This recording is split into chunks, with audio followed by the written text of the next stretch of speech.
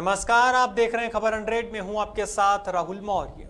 आइए रुख करते हैं इस वक्त की बड़ी खबरों की ओर, लेकिन उससे पहले एक नजर हेडलाइंस पर।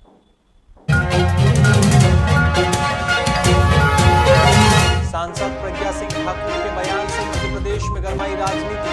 कांग्रेसियों ने सांसद के चित्र का किया शुद्धिकरण। प्रज्ञा ठाकुर होश में आओ, प्रज्ञा ठाकुर होश में आओ, माफी मांगो के लगाए नारे।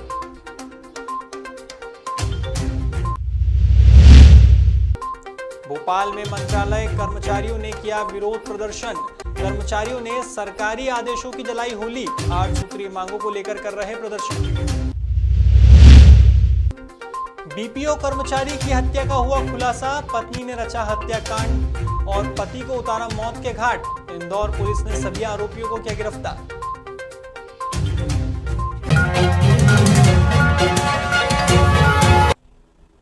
हाल ही में भोपाल से पति पत्नी और गर्लफ्रेंड का मामला सामने आया है।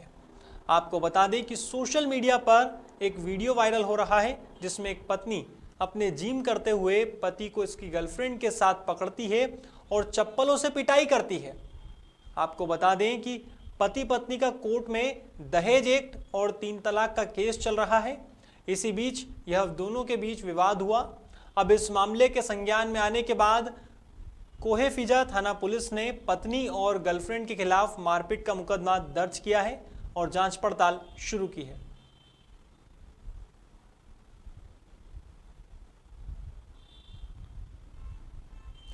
दशहरे के मंच से भोपाल सांसद साध्वी प्रज्ञा सिंह ठाकुर का दिया हुआ बयान मध्य प्रदेश की राजनीति में बवाल मचा रहा है।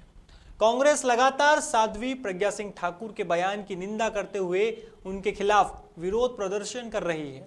इसी कड़ी में सोमवार को भी प्रदेश कांग्रेस कार्यालय पर महिला कांग्रेस ने नर्मदा परिक्रमा वासियों की मौजूदगी में प्रज्ञा ठाकुर के चित्र को मां नर्मदा के जल से शुद्धिकरण किया। इस दौरान महिला कांग्रेस की जिला अध्यक्ष संतोष कसाना के नेतृत्व में प्रज्ञा ठाकुर होश में आओ, प्रज्ञा ठाकुर माफी मांगो के नारे भी लगाए गए। संतोष कसाना की माने तो अगर साध्वी ने माफी नहीं मांगी तो वह सड़कों पर उतरकर उनके खिलाफ विरोध प्रदर्शन करेंगे। गौरतलब है कि साध्वी प्रज्ञा सिंह ठाकुर ने गुमशुदगी के पोस्टर को लेकर तंज कसा था। अब उसी बयान को विवादित बताते हुए विरोध प्रदर्शन किया जा रहा है। कहने से कोई साध्वी नहीं हो जाते। अगर उन्हें वेद पुराण और किताबें पढ़ी होती, धार्मिक पुस्तकें पढ़ी होती, तो वो इस तरह का अपमानजनक स्टेटमेंट नहीं देती। कहीं ना कहीं उन्होंने माननीय दिग्विजय सिंह जी का ही अपमान नहीं किया है, बल्कि उन्होंने लाखों करोड़ नर्मदा प्रकामवासी उनका किया है जो नर्मदा मैया की पूजा करते हैं, जो उनकी आस्था का केंद्र है, जो नर्मदा मैया के सिर्फ नर्मदा मैया के दर्शन करने मात्र से सब व्यक्तियों की ये आस्था है, उनकी आस्था नहीं, विश्वास भी है पूरा कि जाने जाने में जो भी उनसे गलती होती है, जो भी कुछ भी वो होता है, तो वो सोचते हैं कि भगवान हमारे नर्मदा मैया हमारी सब गलतियाँ क्षमा करें। और हजारों लाखों की संख्या में हर साल आए दिन नर्मदा मैया की पूजा की जाती है, परिक्रमा की जाती है। हमारे साथ में नर्मदा मैया की परिक्रमा करने वाले भी हमारे साथ में दादा। कसरावद में मां रेवा समिति और गायत्री परिवार के सदस्यों ने नर्मदा के किनारे स्वच्छता अभियान चलाया है। इस अभियान को लेकर समिति के सदस्यों ने बताया कि बारिश के बाद जो कटीली झाड़ियां और मलबा इकट्ठा हुआ था उसे हटाने का कार्य किया गया है। इसके साथ ही मछली पकड़ने वालों को घाट पर मछली न पकड़ने की हिदायत दी गई है और स्वच्छता बनाए रखने की समझाइश दी गई है। देखने में आया कि स्वच्छता अभियान के कार्य की सभी ग्रामीणों ने सराहना की है। वहीं इस पुनीत कार्य में गांव के सभी युवा साथियों का भी सहयोग देखने को मिला है।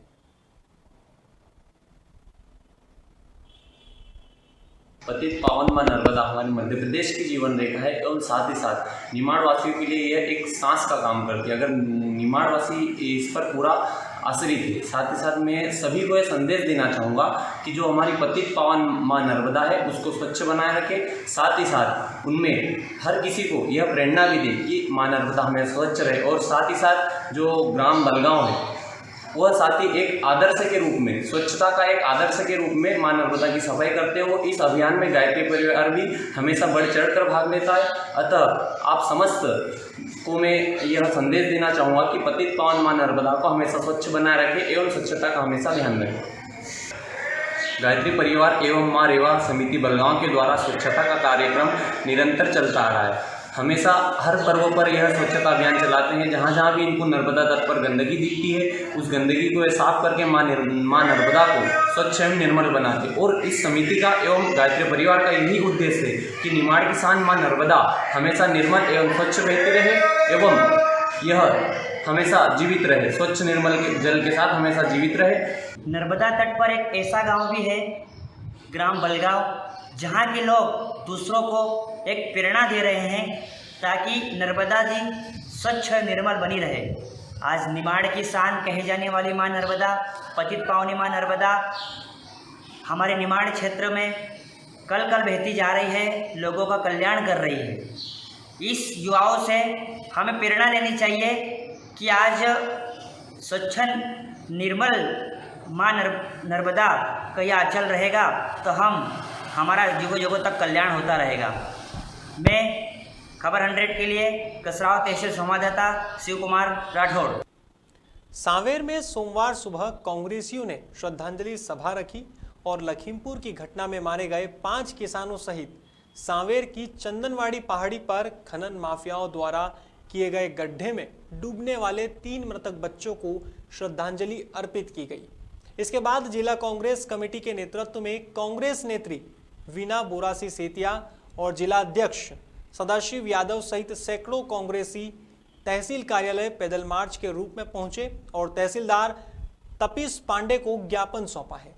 बता दें, मृतक बच्चों के परिजनों को 1 करोड़ रुपए की मुआवजा राशि और घर के सदस्य को सरकारी नौकरी दिलाने सहित विभिन्न मांगों को लेकर ज्ञापन सौंपा गया है। कांग्रेसियों की माने तो यदि उनकी मांगें पूरी नहीं की जाती है तो आगामी समय में वह बड़ा आंदोलन करेंगे। हमारे 3 मुद्दे को लेके जो हमने पदयात्रा निकाली, पहला मुद्दा तो ये था कि जो अवैध खनन धन के लिए रिंग रोड या पंचदेरिया में हो रहे हैं, उसके लिए 1 साल पहले भी मेरे पिताजी श्री प्रेमचंद गुड्डू जी ने आवेदन दिया था कि इस तरीके की जो घटनाएं हो रही है, इससे आज इसके पहले भी 1 साल पहले 2 बच्चों की मृत्यु हो गई थी, तब भी ज्ञापन दिया गया था और प्रशासन को चेताया गया था और किसी भी तरह की कोई कार्रवाई नहीं हुई। इसलिए आज 8 दिन पहले फिर से ना इस तरीके की घटना हो गई है कि 3 परिवारों ने अपने घर के दीपक को खो दिया है। तो मेरी उनसे मांग है कि जो परिवार चले गए हैं, जो बच्चे चले गए, उनको ला तो नहीं सकते, लेकिन उनके परिवारों को 1-1 करोड़ का मुआवजा उन आरोपियों द्वारा दिया जाए। शासन प्रशासन में 4-4 लाख में कुछ होता नहीं है। आज ये आवश्यकता क्यों पड़ी? क्योंकि प्रशासन एक ऐसा राजनीतिक दबाव में काम कर रहा है कि आज जो हमारे बच्चों 3 डूबने की जो घटना घटी है, ये यदि समय रहते, यदि प्रशासन उन आरोपियों को पहले ही दंडित करता तो ये आज ये घटना नहीं घटित होती। आज जिस तरीके से लखीमपुर में जो नरसंहार हुआ, उसके विरोध में भी हमने आज यहाँ पर केंद्रीय राज्य मंत्री का इस्तीफा मांगने की मांग की है, उन्हें हटाने की मांग की है।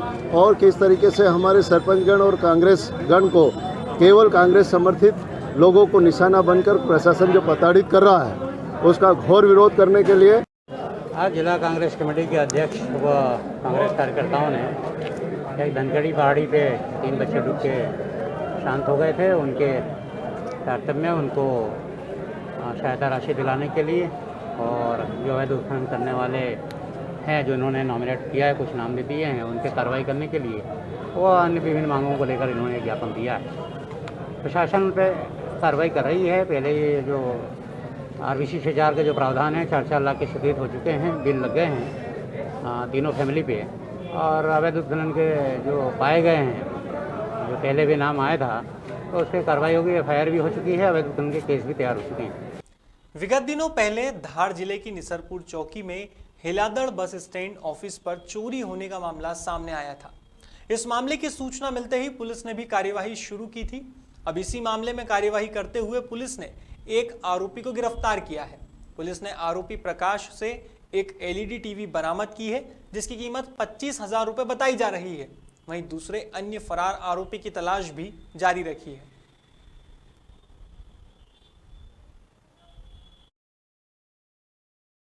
यह घटना 27/9/2021 को फरियादी नारायण सिंह पिता रतन सिंह मंडलोई निवासी भीलसुर द्वारा अपने भंवरिया बस स्टैंड पर ऑफिस बना रखी है, जहां पर उसके ऑफिस में लगी LED को कोई अज्ञात बदमाश रात्रि में ऑफिस का ताला तोड़कर चोरी करके LED चुरा कर ले गया था। जो अनुसंधान के दौरान विश्वसनीय मुखबिर द्वारा ज्ञात हुआ कि आरोपी प्रकाश पिता गम्मर सिंह बावरबिल निवासी हेलादड़ द्वारा उक्त घटना कारित की गई, जिसमें हमारी टीम द्वारा उक्त आरोपी को पकड़ा जाकर उससे पूछताछ की गई, जिसके द्वारा जुर्म स्वीकार करके आरोपी प्रकाश पिता गम्मर सिंह भावरबिल से चोरी की गई एलईडी बरामद की गई व उसके द्वारा बताया उसका साथी महेश पिता हरि भी शामिल था, जिसकी तलाश की जा रही है। आरोपी का पुलिस रिमांड लिया जा रहा है। पुलिस रिमांड के दौरान और भी जो भी चोरी की गई उसका खुलासा किया जाएगा। सोमवार को भोपाल के मंत्रालय कर्मचारियों ने सरकारी आदेशों की होली जलाकर विरोध प्रदर्शन किया है। मध्य प्रदेश कर्मचारी मंच के बैनर तले विरोध प्रदर्शन करते हुए कर्मचारियों ने सरकार के खिलाफ जमकर नारेबाजी की है। आपको बता दें कि मध्य प्रदेश कर्मचारी मंच के प्रांतीय अध्यक्ष अशोक पांडे ने बताया कि प्रदेश सरकार उनकी 8 सूत्रीय मांगों पर ध्यान नहीं दे रही है, जिससे आक्रोश पनपने लगा है। पांडे की माने तो जल्द ही उनकी मांगों पर विचार नहीं किया गया तो विधानसभा और लोकसभा उपचुनाव में यह वर्ग सरकार को प्रभावित करेगा। गौरतलब है कि मध्य प्रदेश कर्मचारी मंच लंबे समय से महंगाई भत्ता और सीधी भर्ती बंद करने को लेकर सरकार के खिलाफ लामबंद होकर विरोध प्रदर्शन कर रहा है, लेकिन अब सरकार की ओर से कोई फैसला नहीं होते देख उग्र आंदोलन की ओर भी अग्रसर हो रहा है। प्रदेश के 62 सरकारी विभागों में 1 लाख से ज़्यादा पद रिक्त हैं। उन पदों पर सरकार ने सीधी भर्ती करने का निर्णय लिया है। मध्य प्रदेश कर्मचारी मंच पिछले 2 माह से उस सीधी भर्ती के निर्णय का विरोध कर रहा है, चरणबद्ध आंदोलन चला रहा है। सरकार ने अभी 21,000 नगरीय निकायों में सीधी भर्ती के आदेश जारी कर दिए हैं, जिनकी प्रतियां आज जलाकर सरकार में विरोध दर्ज कराया है मध्य प्रदेश कर्मचारी मंच ने। मध्य प्रदेश कर्मचारी मंच की मांग है कि पहले रिक्त पदों पर जो 1 लाख से अधिक रिक्त पद हैं उनमें स्थायी कर्मियों को रेगुलर किया जाए, कंप्यूटर ऑपरेटरों को रेगुलर किया जाए, संविदा कर्मचारियों को रेगुलर किया जाए, आंगनबाड़ी कार्यकर्ताओं को रेगुलर किया जाए और फिर यदि पद बचते हैं तो इस सीधी भर्ती इंदौर के बाणगंगा थाना क्षेत्र में 13 अक्टूबर को बीपीओ कर्मचारी की हुई हत्या के मामले में पुलिस ने मृतक की पत्नी और प्रेमी सहित 5 लोगों को गिरफ्तार किया है। दरअसल यह हत्या अवैध संबंधों के चलते हुई है।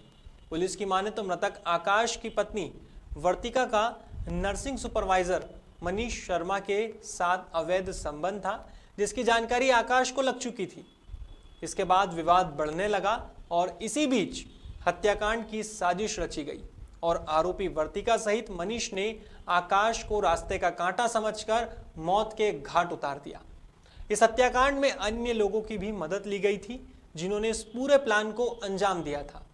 डीआईजी मनीष कपूरिया के अनुसार पुलिस की टीम आकाश पर जुआ सट्टा और कर्जे को लेकर जांच कर रही थी, लेकिन जब पुलिस ने वर्तिका के मोबाइल और कॉल रिकॉर्ड सहित व्हाट्सएप चैट खंगाली तो सामने आया कि मनीष नामक व्यक्ति से लगातार बातचीत हुई है। इसके बाद पुलिस ने मनीष से पूछताछ की तो सामने आया कि हत्याकांड की पूरी साजिश रची गई थी। एक अमलतास हॉस्पिटल है देवास में, वहाँ काम करती थी, तो वहाँ बस से जाया करती थी और वो वापस लौट रहा था मृतक अपने घर की तरफ और इस दरमियान में ही ये पावर हाउस के पास में ये घटना घटित हो गई थी और इसमें धारा 302 का अपराध दर्ज किया गया और फिर अनुसंधान प्रारंभ किया गया और इसको बैक ट्रैक करते गए और बैक ट्रैकिंग में जो सबसे महत्वपूर्ण तथ्य था, जिसमें कि हमारी पुलिस स्टाफ की वास्तविक मेहनत और एक इन्वेस्टिगेशन की क्वालिटी दिखती है कि करीब 100-125 कैमरे जो सीसीटीवीज़ डिफरेंट स्थानों पे लगे थे उनको देखा गया और आरोपियों के मूवमेंट्स जो थे उसको मॉनिटर किया। ये एक लंबा और टीडियस प्रोसेस था। आप लोग बीच में पूछते थे कि उसमें क्या प्रगति है, लेकिन इसमें समय लगता है क्योंकि ये एक कैमरे को उसको खंगालना और फिर उसके फुटेजेस निकालना, तो ये एक इसमें बड़ी मेहनत से एक कैमरे को खंगालते गए और इवेंचुअली ये इंदौर के रूरल एरिया से होते हुए उज्जैन पहुंचे थे। फिलहाल खबरों में बस इतना ही, लेकिन खबरों का सिलसिला जारी रहेगा। आप देखते रहिए खबर 100, जनता की बुलंद आवाज।